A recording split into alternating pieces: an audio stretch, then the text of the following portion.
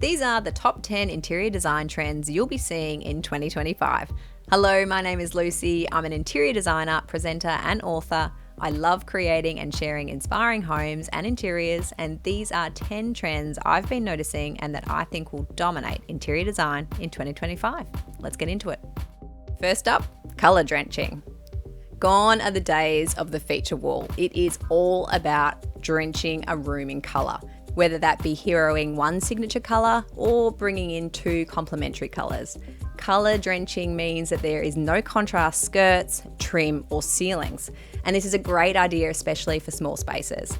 I find that people often shy away from color in smaller areas, but it can actually be a great way to enhance the scale of the room, as there are no contrasting elements to draw your eye to. So for example, if the ceiling is the same color as the walls, then it doesn't stand out, and instead it just recedes softly into the background, and that creates a really calm backdrop for the rest of your furniture and finishes. Which brings me to trend number 2. Ceilings are the new walls. Just like Lionel Richie's classic, it is all about dancing on the ceiling, but with colour, pattern and texture. This is the full extension of colour drenching, taking colour to the ceiling, and I think this is a great way to bring in a secondary colour. And I love the idea of being bold with that colour choice or bringing in a really dominant material like timber.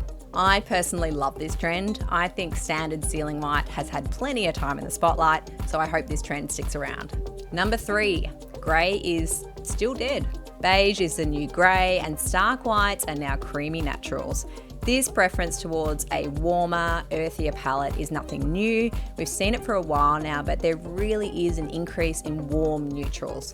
Muted hues, soft colours that create a feeling of calm and groundedness. You're also going to be seeing lots of clay and terracotta, calm blues and green against warm neutrals, and also pops of lemon, plum and red are also making their mark. But hey, if you have an all grey house, don't feel bad. Just give it 7 or so years and you'll be right back on trend again. Number 4, tartan. Yes, the Scottish Highlands are on trend and making a splash in modern homes around the world. I'm seeing this everywhere, and I'm even contemplating tartan for my own banquet seating. More on that trend later. But this is a great option for flooring or a pop of pattern in bench seats or cushions. It's giving like old school pub vibes, taking a once, dare I say, daggy material and reimagining it through a modern lens. Number 5, Discreet Tech. Honestly, this has been on the rise for a long time, but tech is no longer an afterthought, but an integrated design element from the very beginning. I think this just comes from a more cohesive approach to design as a whole. Architects and interior designers are embracing how their clients live rather than fighting it. So it's removing that ego from a design point of view and making homes livable, but doing that as discreetly as possible. So integrated cabinetry, concealed screens or sliding doors, even just recessed boxing to enable the TV to sit within rather than out. Number 6, the element of surprise. We are done with minimalism in favour for far more decorative and cozier spaces. I don't want to use the word maximalism, but in some cases, sure, maximalism is definitely making a mark, but it's more about the element of surprise. An unexpected choice of material, colour, tile, even grout colour.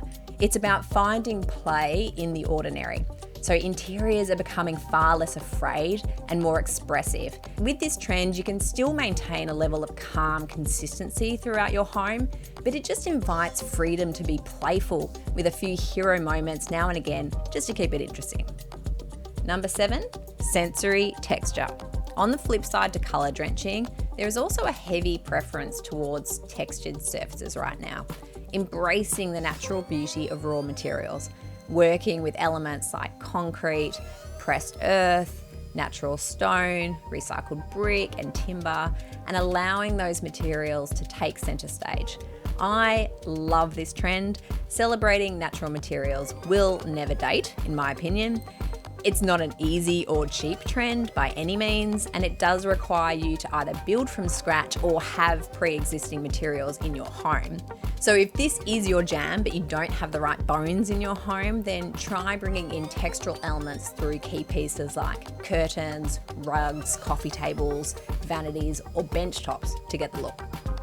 Number 8, banquettes, baby. Back in a big way is integrated seating with banquette-style dining areas and living nooks. This is a great option for smaller spaces to really maximise your seating. Not just banquette seating, but also integrated benches in entranceways, custom cabinetry, or feature window frames. Often upholstered in leather, and also, you guessed it, tartan. What's up, Scotland? And this unexpected pattern brings that element of surprise that I was talking about earlier into the mix. Number 9, the broken plan.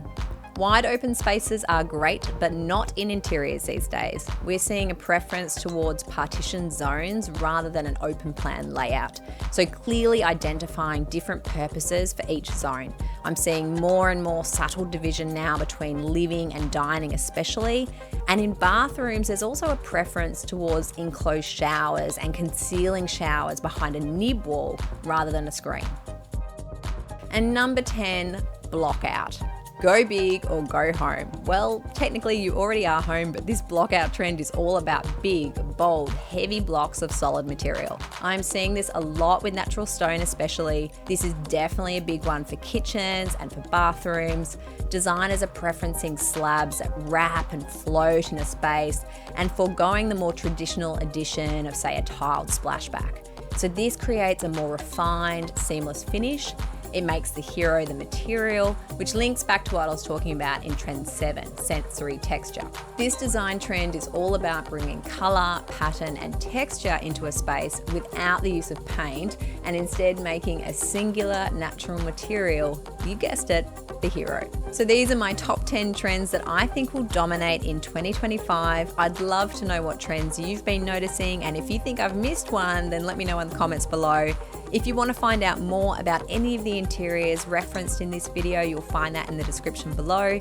And just remember, trends are just that, trends. They come and they go. My advice to anyone designing interiors for your own home, trust your instincts and go with what you love. It's your home and you need to love it. For more interior design and home inspiration, check out our Let Us In home tours and Reno Goals home renovation series. I'll see you soon.